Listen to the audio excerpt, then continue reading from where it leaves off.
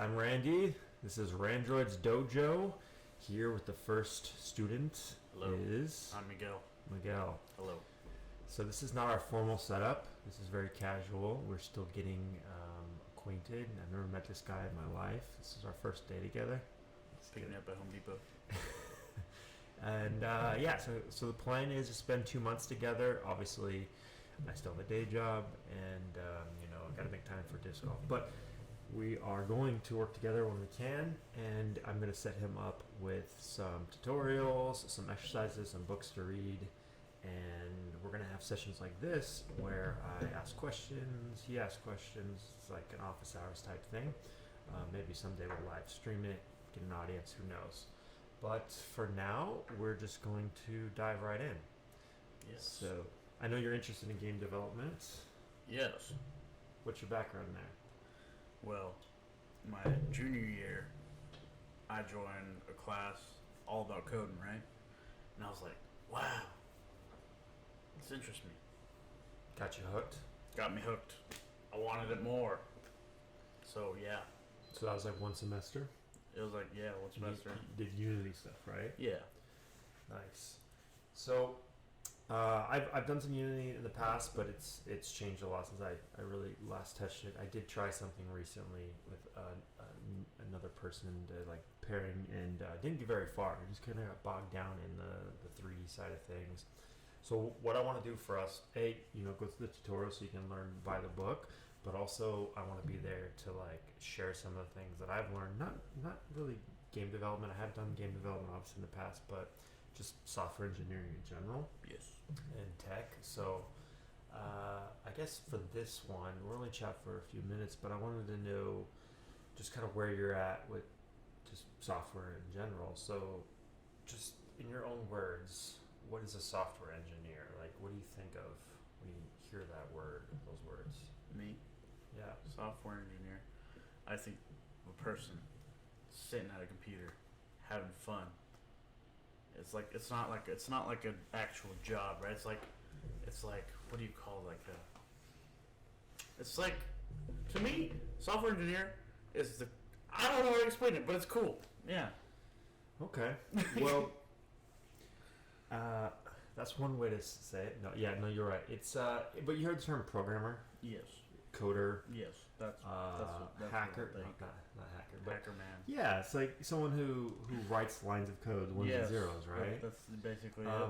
But yeah, I like to use software engineers more like architect. So it's more like a career, right? Like doctors, like it's more of a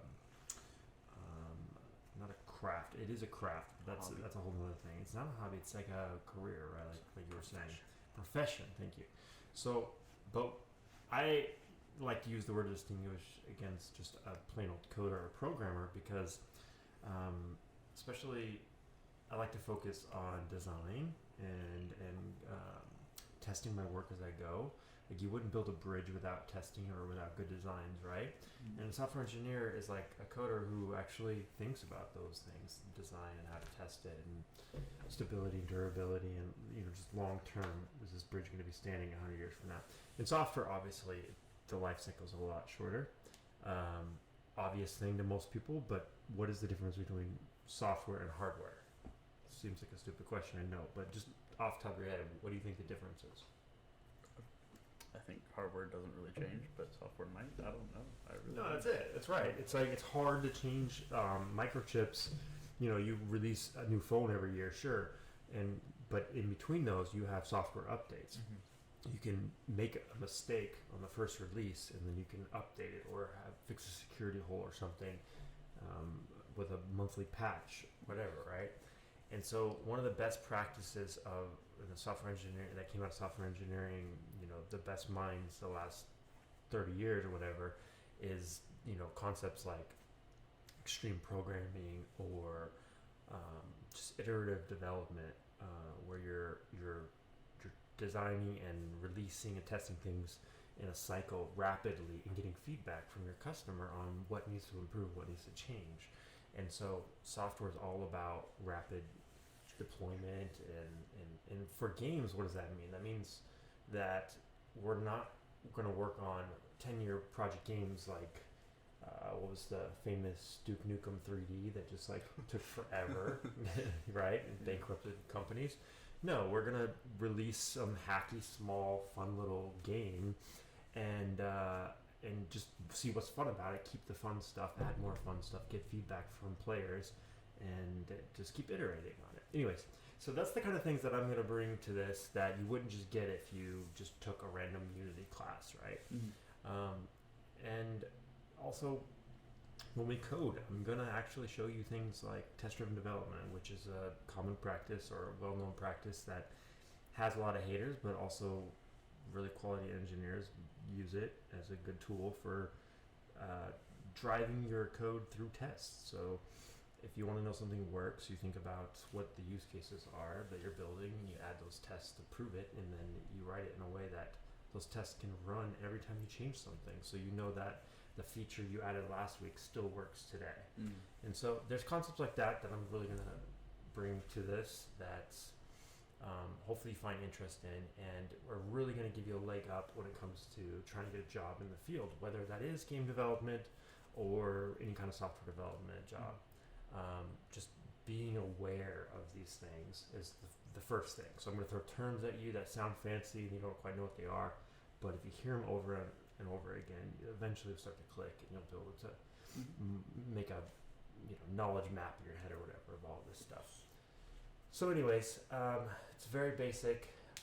One other question I wanted to ask you in this first one was, what kind of coding languages are you familiar with? Like, have you heard of? Like, I started learning C#. I never really got in that deep though. C#, right? With Unity, that's like the default language now. For a while, they had, I think they support JavaScript as well. I forget. They had another language in there as well. But C# is a good one. That's the first one that I was taught in school, at least. And it's object-oriented is a big thing about it. And we'll talk about what that means, right? But remember how you were doing a tutorial today and you were adding a game object to things? Yes. That's like a code, or they'll call it like a class that describes something, like a cat is an animal class or whatever, right? Helps you define the properties and the actions that thing can do. We'll talk more about that style of programming. There's another style of programming called functional programming, and you'll see that a lot with scripts. You ever hear the term scripts, right? Yeah. It's kind of like what hackers would use. They run a script to get into your bank account or whatever, right? And those often use functions, which just like one-off,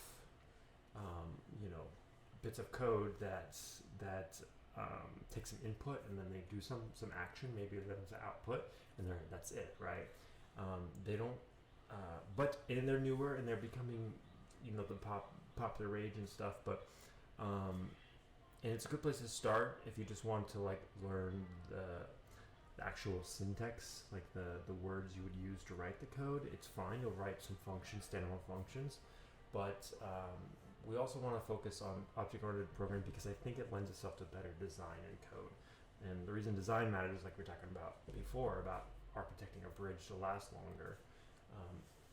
Same thing here, right? You don't want to release your game with all these bugs, and even if you do, you want to be able to fix them, right?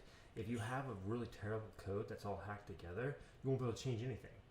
The more code you add to it, the harder it'll be to change.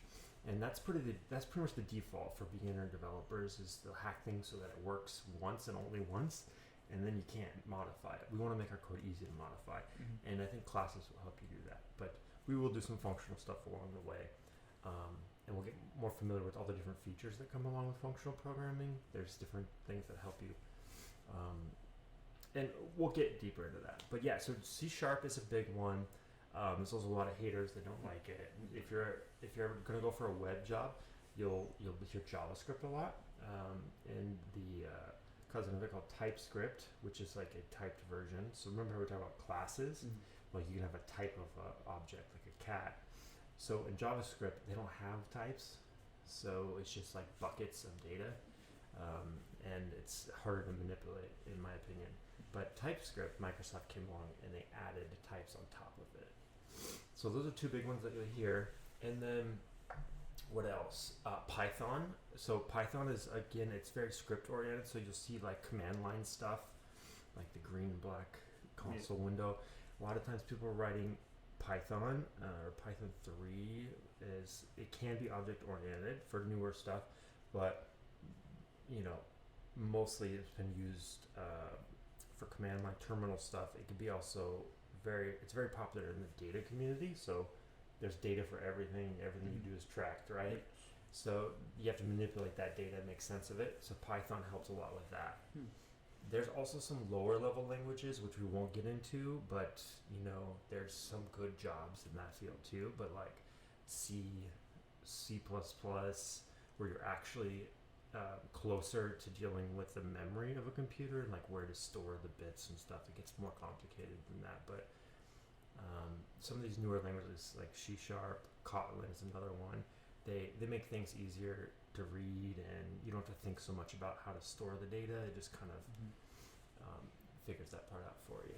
But we'll dive deep into all that. Oh, the other big one, you'll hear Java a lot. Java is like earlier. I think it's came out earlier than C#, but it's similar syntax, made by a different company, but it was very popular as well. But the newer version of that, or at least version that we use for Android programming now instead of Java, is Kotlin, which is more functional, but also does classes.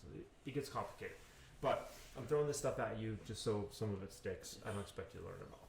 But yeah, I rambled on long enough. The point is, tomorrow you'll continue doing some exercises. We'll do another one of these videos. I want you to track things that you're learning every day so you can look back on it. I'll give you a book to start reading as well, and we'll just keep checking in. All right. Hopefully we'll have some fun projects to show along the way. Yes. Any closing remarks? Life's always changing. Talk to yourself from 2 months in the future watching this video. That's weird to think about. Yeah, 2 months from now, it's going to be looking back at you and be like, you have no idea what you were in for. I know, right? All right. I mean, thinking it's going to be easy. Oh, no. No. Please no. You're here to work, you said. That's what you told Yep. me. All right. Okay. Well, like I said, we ordered a desk and stuff. We'll get the office set up for you, and our recording situation will be much better than this in the future. But we're making do with what we got at the moment. So, thanks for listening. If you listened, otherwise, please subscribe. No, I don't know. Give We'll a probably like. post this on the Randroid channel. But again, this is very informal, kind of vlog style. We'll figure it out as we go, though. We might make it more worthy of your time. Yes. Right now, we're just kind of tracking the journey. All right, signing off. Peace.